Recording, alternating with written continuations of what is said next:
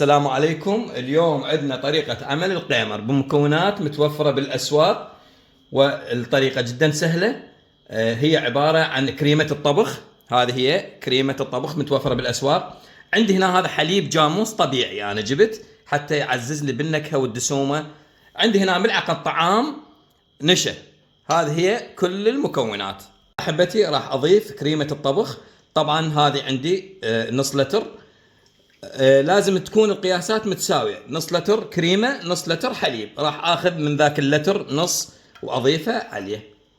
هنا اقيس الحليب بنفس هذه مال الكريمة حتى يطلع عندي الكمية متساوية. وبعد ان قسنا الحليب بنفس هذه علبة الكريمة راح نضيفه على الكريمة. هنا بعد ان خلطت الحليب والكريمة عندي هاي ملعقة النشا حتى تعزز عندي القوام السميك اللي راح تنطيه للقيمر.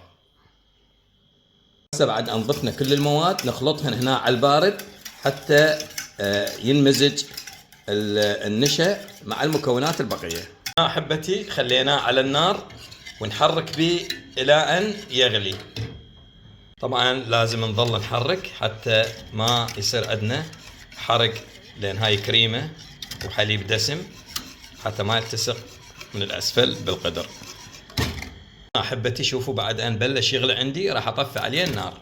هنا احبتي اضيفه بهذا الطاولي او اي صينيه عندكم، ماعون، اي شيء عندكم.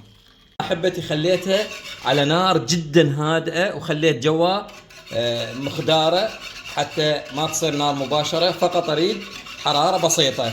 راح احركه حتى تكون عندي هذا الوجه السميك او الرغوه حتى تنطي منظر للقيمر. هنا احبتي ظليت تقريبا دقيقتين احرك به الى ان تشكلت عندي هاي الرغوه.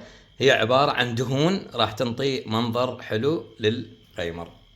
هنا احبه المتابعين خليناها على نار جدا واطيه واخذت عندي تقريبا ساعتين. شوفوا بسم الله ما شاء الله، هذه الطبقه الدهنيه صارت سميكه من الاعلى. هسه راح نشيلها ونخليها بمكان بارد، يعني على الكاونتر الى ان تبرد تماما، ونخليها لثاني يوم بالثلاجة.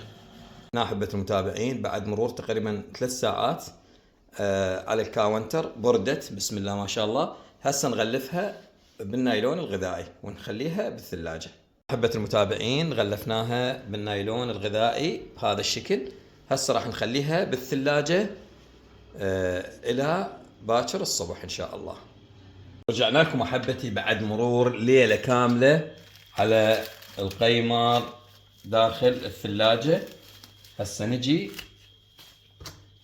نحدده من الأطراف حتى نقدر من نشيله يطلع مضبوط.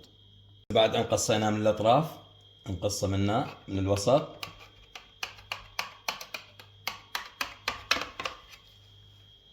وهنا أحبت بعد أن قطعناه نجي نلفه بهذا الشكل. بسم الله ما شاء الله تبارك الرحمن. نسوي على شكل رول بهذا الشكل والرفعة. هسه راح نسويهم كلهم نفس الشيء.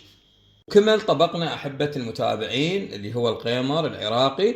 طبعا هذا الفيديو خصيصا لإخواننا المغتربين خارج العراق اللي ما متوفر يمهم هذا النوع من القيمر. وكانت هذه النتيجة لوصفتنا لهذا اليوم، وأتمنى إن شاء الله لا تنسونا من الدعاء. أنا أخوكم عبد الله العنزي، ومع ألف سلامة.